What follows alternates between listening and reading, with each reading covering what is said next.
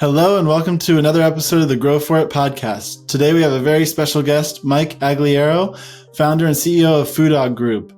He's done over 500 million in sales. He has 2 8-figure exits and he's authored 28 books. So very excited to have Mike. He has a lot of great experience and I'm very excited for what we have to learn from him today.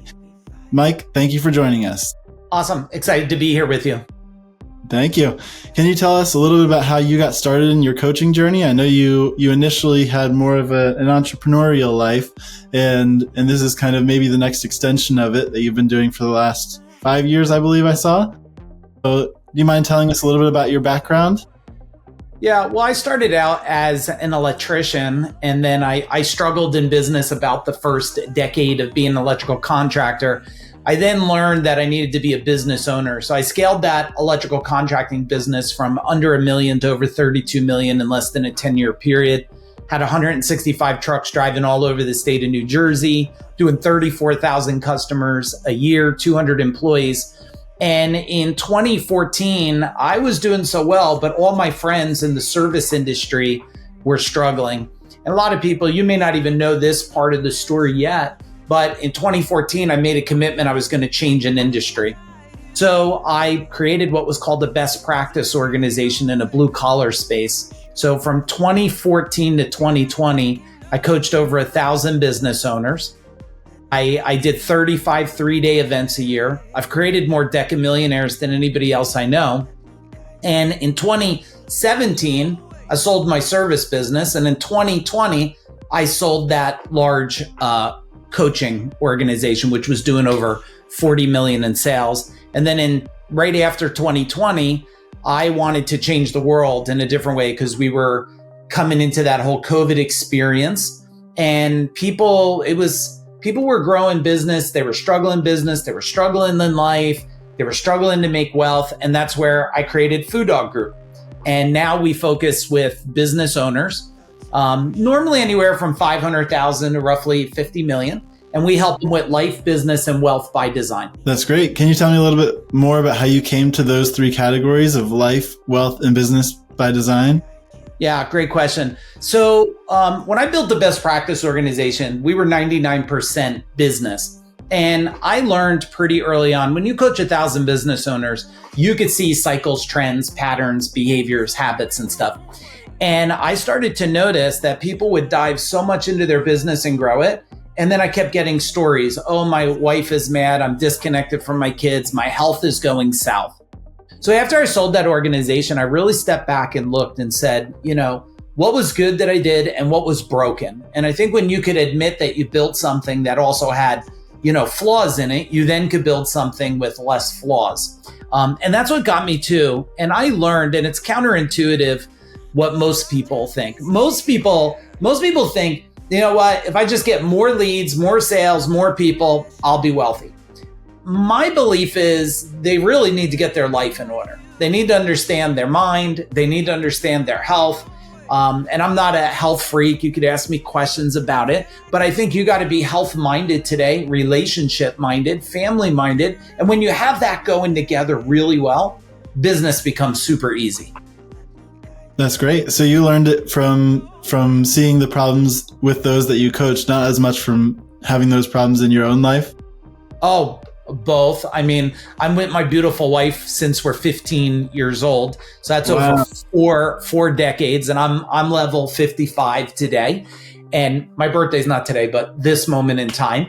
And so yeah, I made all the mistakes. But I would say the one common theme that I've been a martial artist for over 40 years.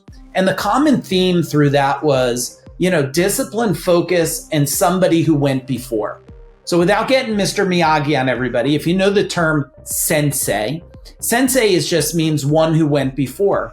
And that was always a common theme in my life. I always hired the next level sensei to coach me in marketing, sales, operation, relationships. So no, everything I'm helping people with, and I think you're either helping people by guessing their problem or you're helping people because you had pretty close to their exact problem. I had all those problems. I've been on my own since I'm 15 years old. I understand scarcity. I understand being concerned about bills. And I also know the other side. I've been debt free since I'm 28 years old. I haven't had a mortgage. So you could do the math on that. And that's not because I was brilliant. It's just because I did things different than a lot of other people. That's great. You get rewards for taking on the extra risks. That's awesome. And you've done, it sounds like, pretty well over the years. I'm sure there was ups and downs in the journey, but it's great to see that you've come out and you're teaching others to be able to succeed and employ those same principles that helped you along the way. Yeah. Can you tell me a little bit about, I know that when I saw the three kind of pillars, if you will, of life, wealth, and business, my first thought is that a lot of people probably blur the lines between wealth and business a lot of times. How do you distinguish the two of those, and where do you see the differentiation, the importance of focusing on them separately? Yeah. Well, I think everything, look, nothing else exists without a life existing, right? So I do think that's the first one. When we go to business and wealth, there's a correlation. Most people in business, or I should say more than not people in business, are struggling. They have a big fantasy that's undefined. I think where the lines get blurred between what they're doing in business and what they want in wealth is lack of clarity and alignment, right? So you have a new family, and between you and your wife or partner, like, you need to make decisions. Everybody needs to make a decision, like, what's the final finish line and what's the next finish line? If you only have the final finish line, by time I'm 30, 40, 50, I want to be, have 100 million. Well, that's a pretty far distance, and that's okay. But most people don't draw the next line. If you look at the understanding, you have to, and you could go as deep as you want on this. When you look at wealth, and you look at business, everything is just, I'm a big vibration guy. It's all energy. And if you don't understand the energy dynamics of wealth, and you're just stuck in watching other people and their fancy cars and boats and planes and stuff, and you don't understand the dynamics to get there, you'll be lost. It's like driving around without navigation. You'll end up somewhere just probably not where you want to be. That's great. And that's a really good framework, for a very practical framework for growing. What do you think when you talk about understanding the foundations of wealth? What do you think are some of the biggest misconceptions about wealth that you see in your coaching? I think the biggest misconception is almost everybody has a form of trauma that's causing them from getting what they desire. So if you look in business, people that are afraid to market have marketing trauma. People that don't know how to sell have sales trauma. People that know how to build wealth, they probably have a poverty mindset trauma. And all of this stuff is just programmed from their parents and their parents' parents and their parents' parents. Let me share something. My dad told me as a young kid, money doesn't grow on trees. Pretty common phrase people hear. When I was doing about 20 million, I went to my dad and said, Dad, I think you were wrong. Money does grow on trees. Because if I had apple trees or orange trees or lemon trees, I could just pick that and sell it for money. But most people have been programmed that, if I said to people, money is, 1% might say opportunity and 99 would say evil, bad, detrimental, right? And if you look at, so let me make an example that most people haven't realized. When I was a kid and maybe 5 or something years old, I remember finding like a nickel on the ground and picking it up and saying, Mom, look, I found a nickel. And my mom was like, oh, that's so great. Now go wash your hands because money is dirty.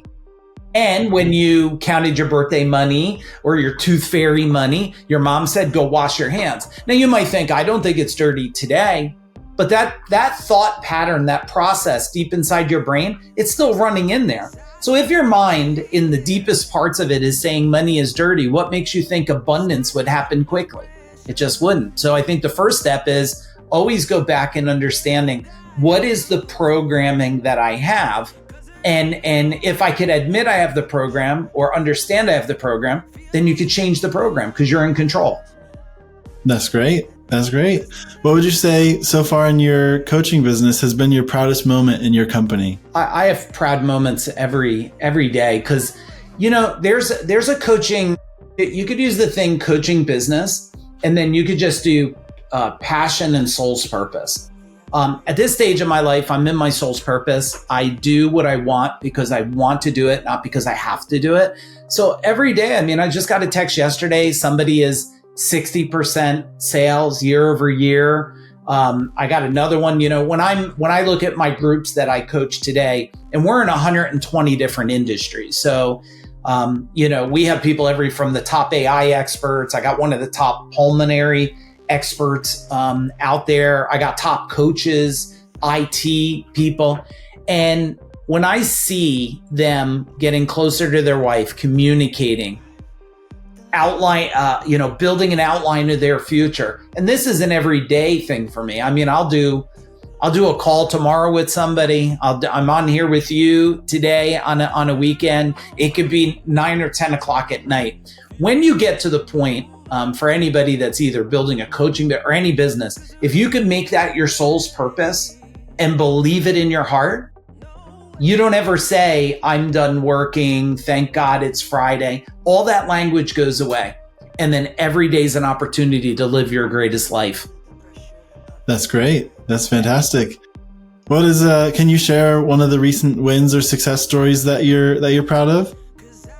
Yeah, I mean, we've created, I think, in the last less than 10 months, we've created, I think, 20 authors. And that's really great. We do that to help people gain a new level of authority and credibility. Really what it does is people think it creates, social authority and public authority. Really what it does is when somebody becomes an author of a book, it creates internal certainty. And I don't think people understand that. Like, it's not even about writing a book. It's about believing in yourself so much you're willing to share that story with the world. And then inside you get this sense of pride and certainty, and you're willing to walk forward with that. Yeah. Yeah, I've always heard that to really know something, you have to teach it to somebody else. And I feel like that's kind of a form of it. It gives you that confidence, like what you're saying now. Yeah, 100%. Makes you really work through those thoughts a whole lot in a new way you probably haven't much before. Yeah, it makes you really ponder, Look, everything you see in your clients as a success is an internal breakthrough you had and also an additional breakthrough you're having. Because the internal breakthrough you have is, oh, wow, it worked for them. The new breakthrough you have is, I wonder if it will work for more. Can it work for everybody? So I think anybody that runs a coaching type business or any business, you're looking for mini breakthroughs every day. I would tell people stay away from motivation and look for mini transformations. That's what you want. Because if you're just motivated, you wake up, and I'm not one of those guys, and I love watching them. They're my friends. They tell me they wake up at 4:30 in the morning and they ice bath and sniff butterfly butts and stuff. And I'm like, that's incredible. Me, that's not me. I mean, I wake up with no alarm clock. When I wake up, I check Facebook. I start scrolling some cool things, and then I get out of bed. And so I think if you look at the journey for people, it's all about what new transformation can you have? And if that transformation is getting you closer to the life you want, boom, keep doing it. That's great. Can you share currently what transformations that you're shooting for or working on? Yeah, I mean, look, this has probably been the same for the last couple of years. The transformation I'm working on is saving people from themselves. Let me go a little deeper on that. I mean, we are, I don't know how old you are, but you're definitely a levels younger than me. And we're at the greatest time in history, and also probably the most nerve-wracking time in history. I mean, this is the closest thing to the industrial age that we'll experience right now. You'll probably have another one in your lifetime, and hopefully I will too. But if you look at the AI, the robots, technology, I'm trying to save people from what they don't know is coming. Not because those are bad things. Everything has two sides of the coin. There's an upside and a downside. And my greatest thing I'm trying to do is let people find the upside so they can leverage the opportunity and not be blindsided by the downside. Let me make a quick point. I work a lot with service type companies. Doesn't matter if it's roofing or garage doors or anything. And if you look at this whole technology world, well, yeah, it is making people more efficient. It's when it makes people more efficient, they could get rid of, they don't need as many team members. This allows that competitor to shrink the pricing margin.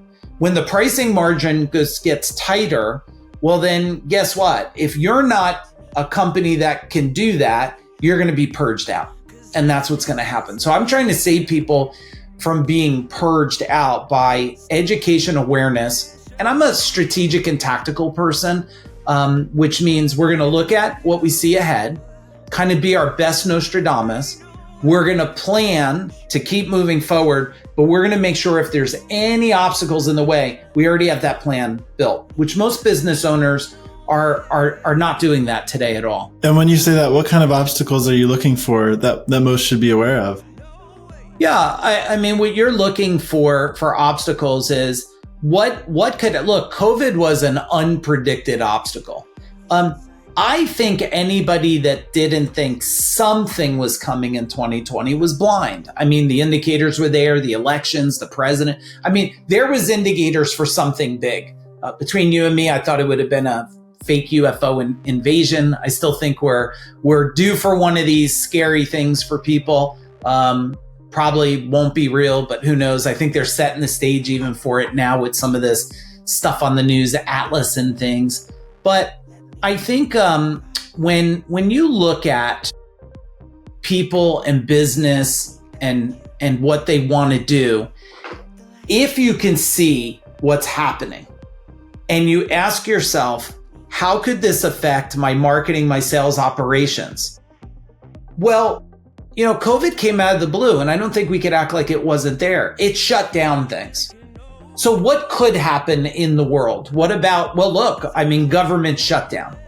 Okay, well, that's a pretty concerning thing, but most people knew there was a possibility of this, but did they do anything in their business? Now, if one part of the world shuts down or government shuts down or tariffs come in, well, things change. You can't get products costs go through the roof.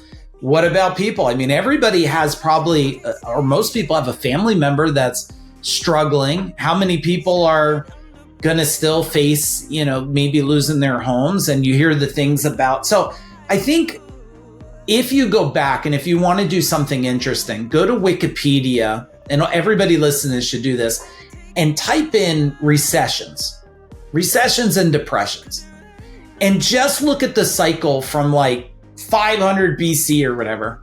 And if you watch and you take it. So what I do is I take all the cycles from history, recessions, and depressions. Now, the great thing is you used to have to examine it, research. It'd take you a month to try to put some kind of what could happen. Now you could throw it in ChatGPT and the sucker will spit out.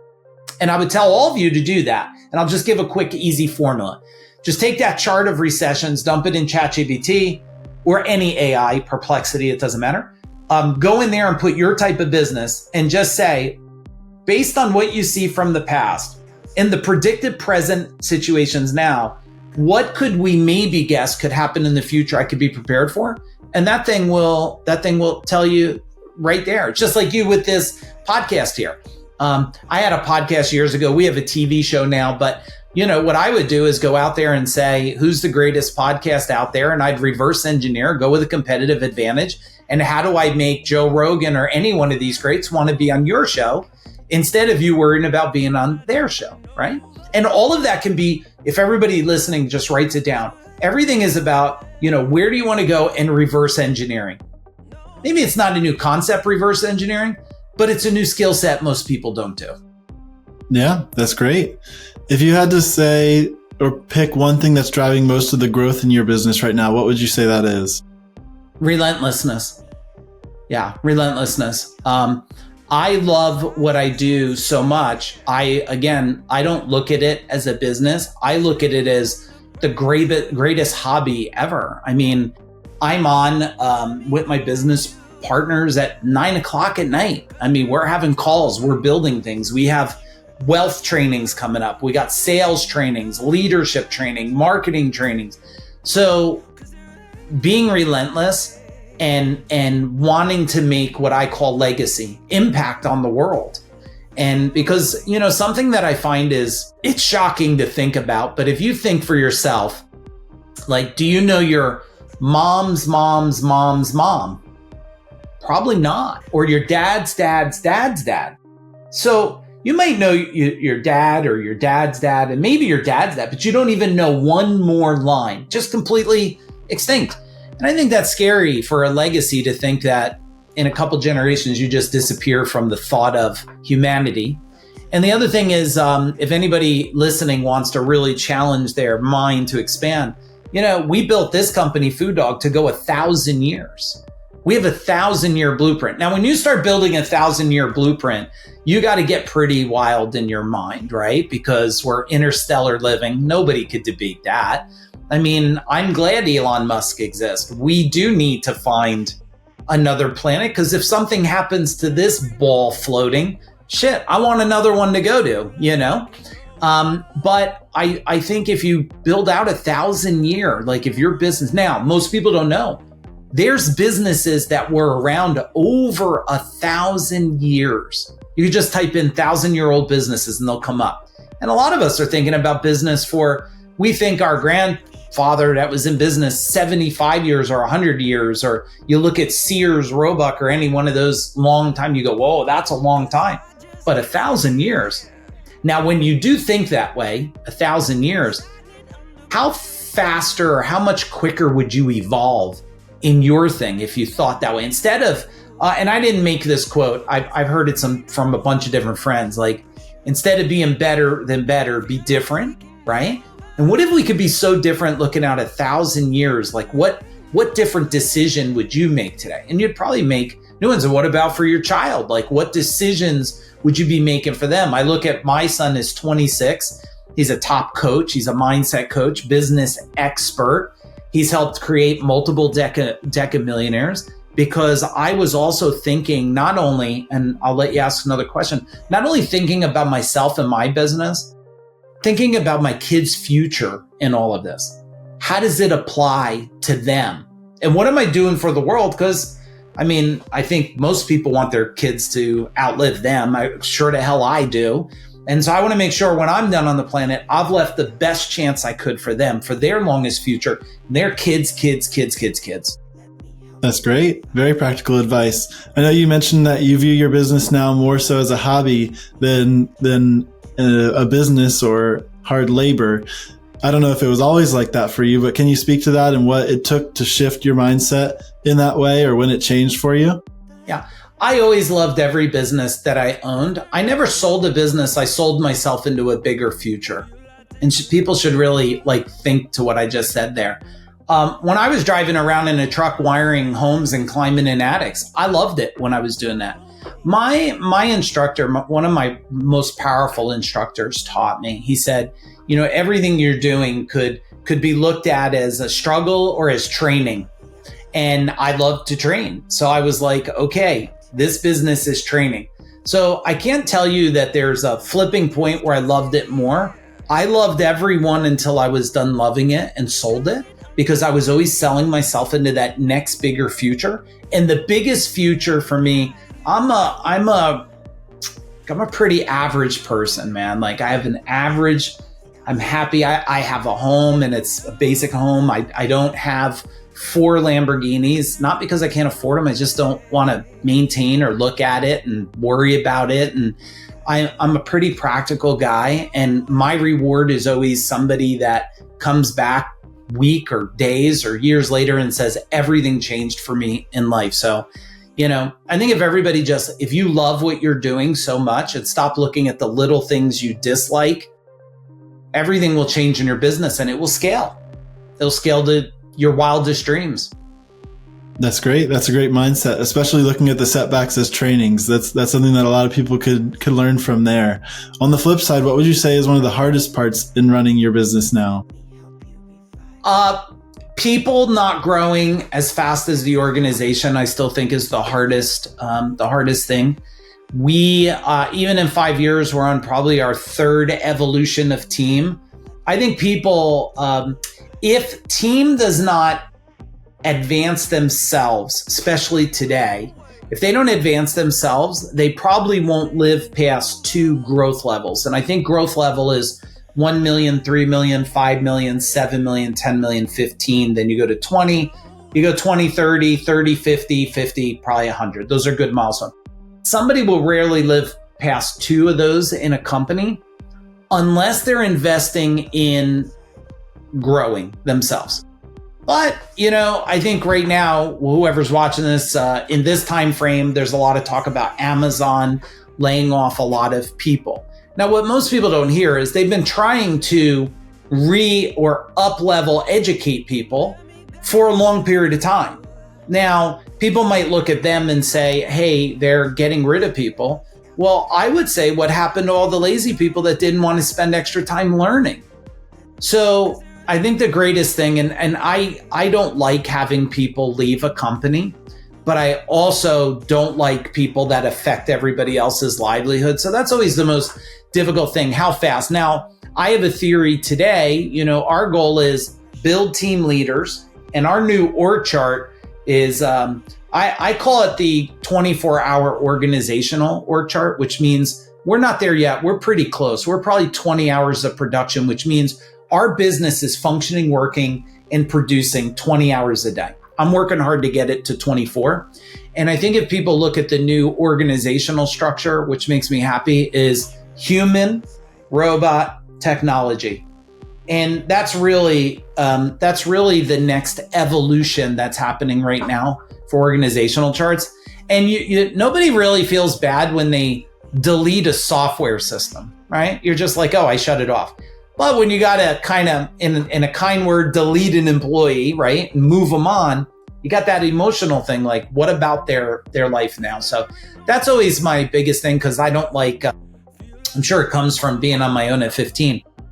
I don't like anybody not having a happier life. So if I'm part of what's making them unhappy, that's not my favorite part at all. That's great. So one thing you brought up was technology, AI, automation. How do you see that impacting your business over the next 2 years, say? Yeah, it's everything. We work with a lot of business owners. I own a lot of different types of businesses. So technology is, I feel like technology is to make people happier, not less happy. And if we can optimize things and automate and even outsource in some ways, we could get to a point where our team could be happier. And I want one team to leverage 100 robots and 1,000 technologies. I do think it's mandatory, and I'm still shocked. Like, there's still people not even leveraging simple social media things. Like, there's so many simple things. So for us, especially in the coaching industry, how can we give somebody a tool or technology that optimizes them in the easiest way possible? Because people want they want like the Matrix. They want the red pill or the blue pill, right? They want something to take, and they want it so fast. So we're looking at technology. We've already implemented different things that we scaled and built that we give our business owners we work with that take away the heavy lifting. Like, I'll share one. Like, we have a special program we built that evaluates their marketing before it goes out, because I was tired of looking at shitty marketing, to be point blank. People don't know copy. They don't know images. They don't understand copy. They haven't trained it. And I've studied it for over 30 years. So I built a whole system that they could pop their marketing in, and this thing comes out and goes, change the copy, change the ad, put a different image. This is how you split test it. And so, how can we get that faster? And just to keep up with everyone else, right? Because the big companies, they have teams of people. The Fortune 100 companies, right? These guys like the Amazons and the Apples. I mean, they're launching stuff now, but they've been building it for 25 years. We're acting like AI is a new thing. Things around before the 70s. That's a long time ago, but we're acting like it's brand new, because I believe the world was like, now you deserve the technology or something. Because if you look how fast it's coming in, I mean, it's changing. I mean, it's smarter than some of the smartest things on the planet. So yeah, that's great. If you I know you mentioned your 1,000-year blueprint, but even thinking a little closer, where do you want your business to be a year from now or 2 years from now?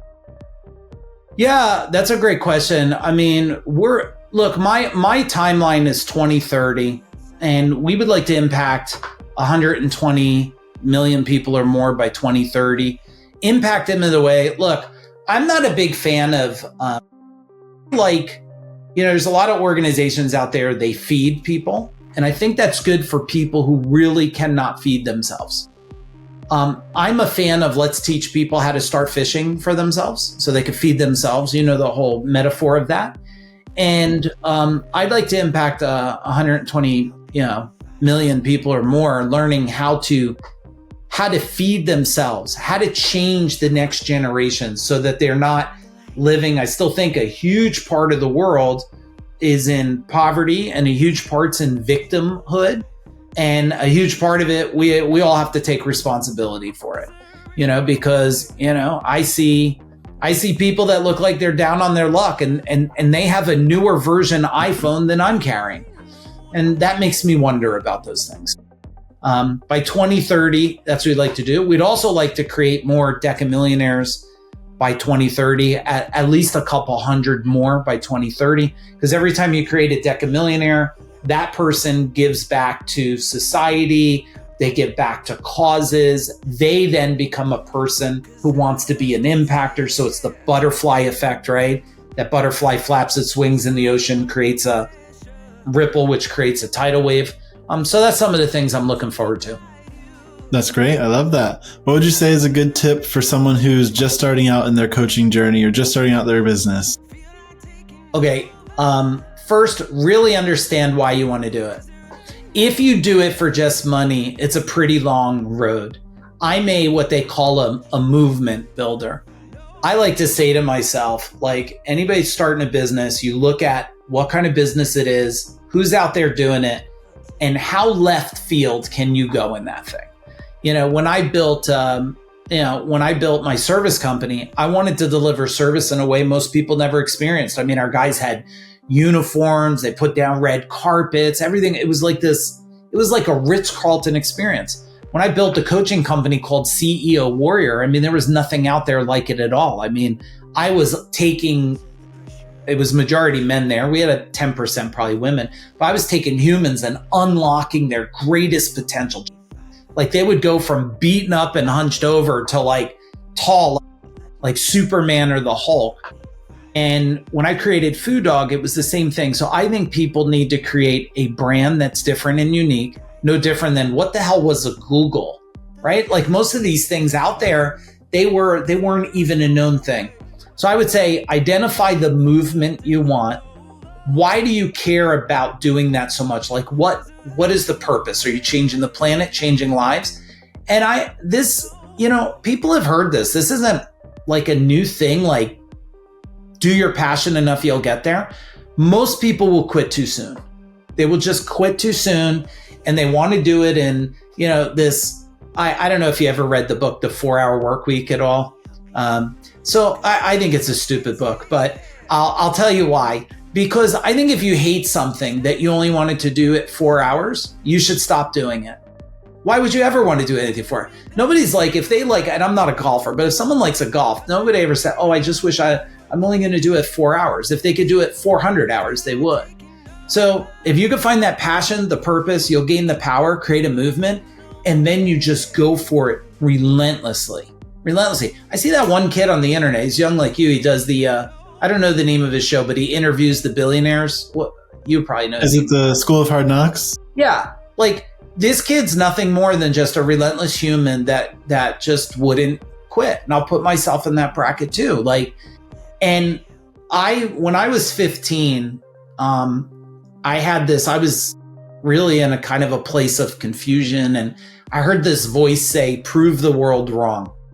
I don't know what it was. Call it God, universe, my own internal. I heard it twice. The second time louder, it said, prove the world wrong. I don't even know who the world was, but that motivated me and still motivates me today to break boundaries that no one else broke. I mean, I created and sold a coaching organization in just about 5 years. It did over 40 million. We changed a whole industry. And that was not because I had to. I already was wealthy for a long time from the other company. It's because I wanted to change lives. And I think just like you or anybody else listening, if you double down into that, the rewards will come. But most people, if they haven't read the book, the two old stories, 3 Foot from Gold and Acres of Diamonds. Like, I just think those are two paramount stories everybody should read. Most people quit too soon, and most people don't see the opportunity right in front of them in their own backyard. That's great. What would you say? I know that you're level 1. When people hear that, what you had mentioned before, the threshold for working with you, a lot of people just starting out think that's so far off and they have a hard time even imagining that. What do you think it takes for someone to really get to that? I think anybody could, every company that I started, we broke $1 million in 12 months or sooner. I think the quickest one was about 9.5 months. It takes barely any money. It's so much faster today. I mean, my first company, it was a service company. You had to buy trucks and parts and so much stuff. Today, you could have a Facebook page and a website in about an hour and make yourself look like you're a Fortune 100 company. So I think what it takes for people to break these numbers is, one, you have to believe you're worthy of it. And a lot of people just don't feel they're worthy of success. They're self-sabotaging behavior because, let's face it, if people don't think, but once you make millions of dollars, then all of a sudden everybody in your world and infrastructure that's not there will feel uncomfortable when you talk to them. You pull up in a new car and they're like, oh, look at you in your new car. Look at you in your new, you go from an apartment to a house to a bigger house to a house with a pool, and your relatives that never figured it out, they're like, oh, isn't this nice? Aren't you lucky?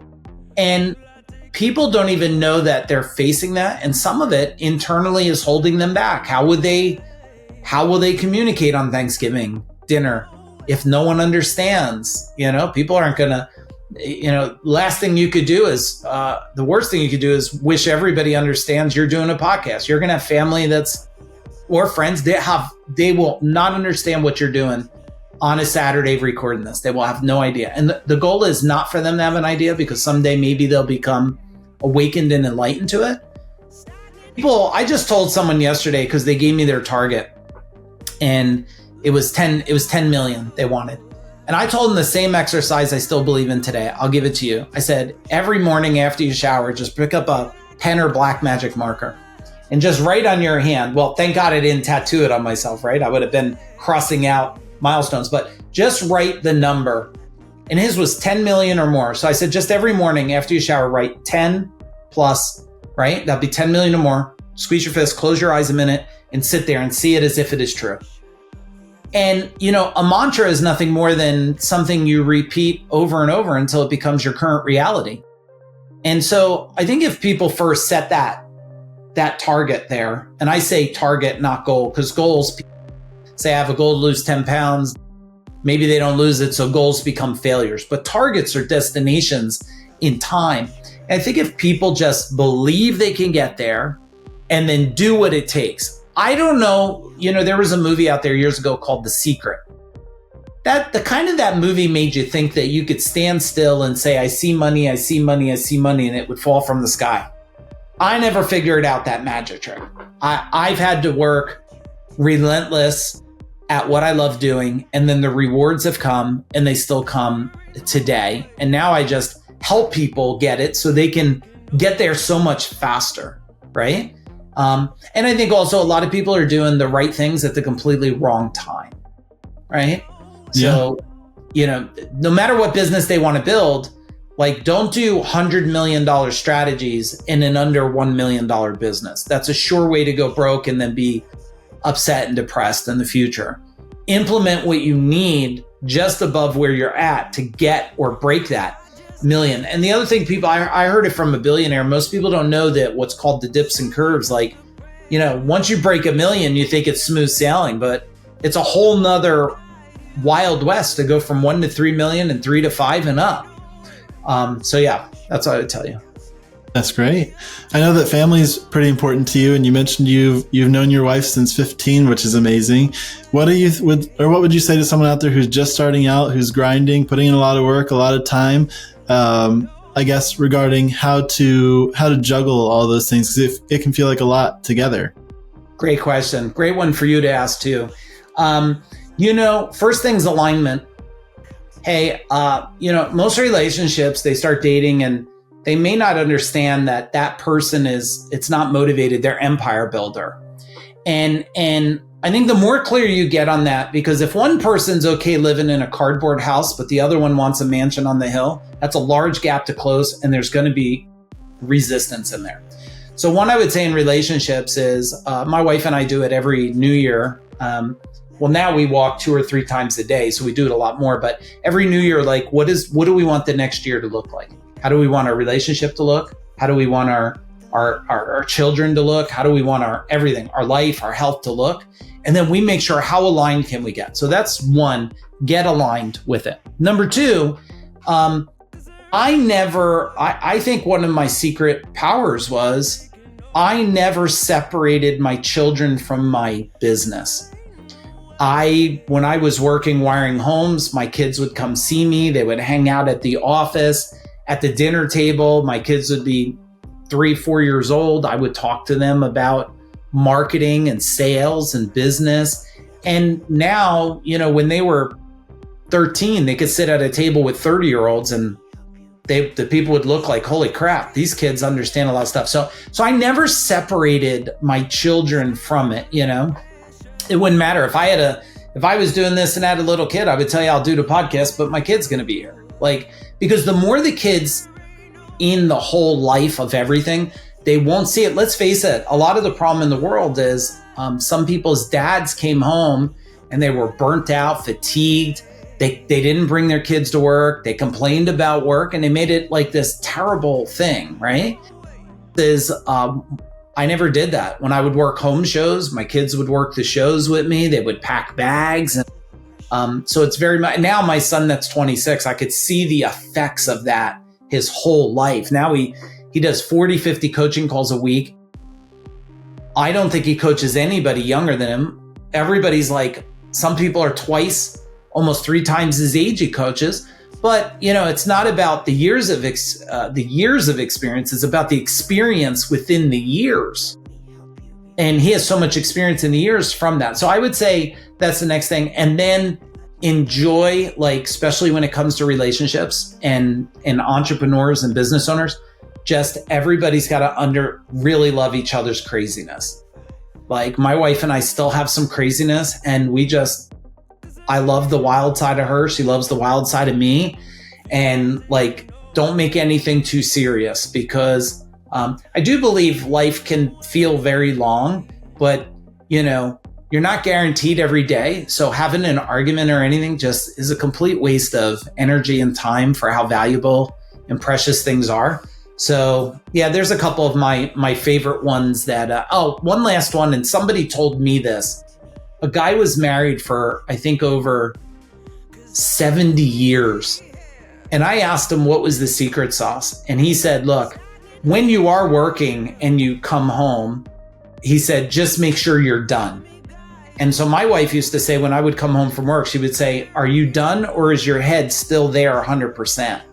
And I would say, I'm done. And then she'd say, okay, but don't come home, acting like you're done and all of a sudden you're thinking about it. Set that time aside. And also, like I did, I'm different than probably maybe some dads. Like I love changing diapers. I tried to master the art. We did cloth diapers because our son and daughter broke out.